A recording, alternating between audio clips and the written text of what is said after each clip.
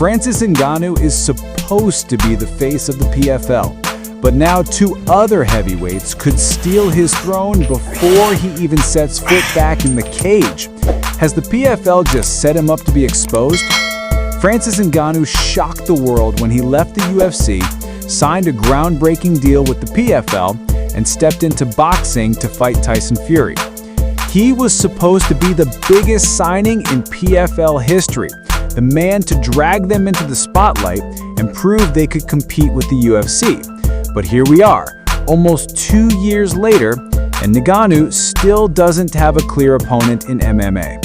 And now, the PFL has just announced a blockbuster heavyweight title fight.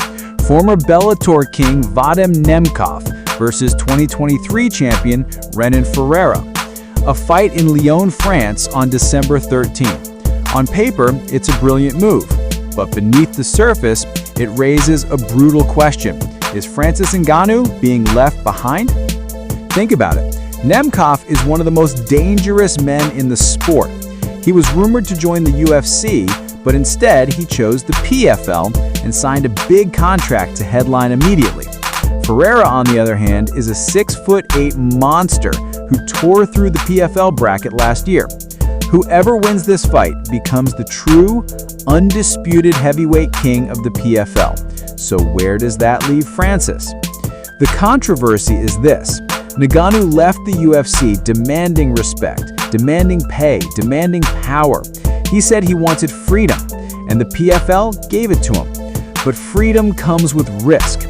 While he's been focused on boxing, chasing Anthony Joshua, Deontay Wilder, and whoever else will listen, the PFL has quietly built its own heavyweight division. If Nemkov crushes Ferreira, fans will start asking, do we even need Ngannou? And that's the nightmare scenario for the Predator. He went from being the most feared man in MMA to being a side story. The longer he stays inactive, the more dangerous the narrative becomes.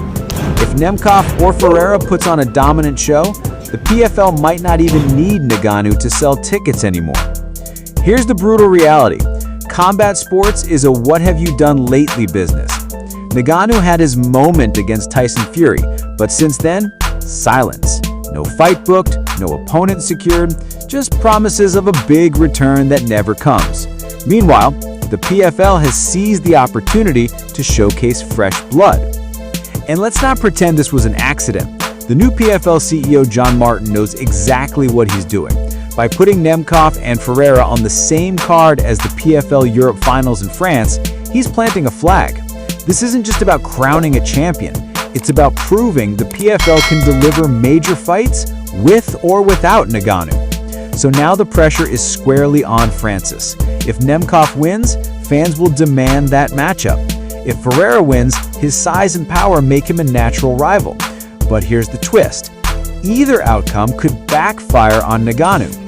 Because what happens if he comes back, finally, after years away, and loses?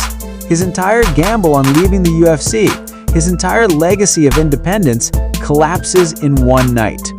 That's why this Lyon card feels bigger than people realize.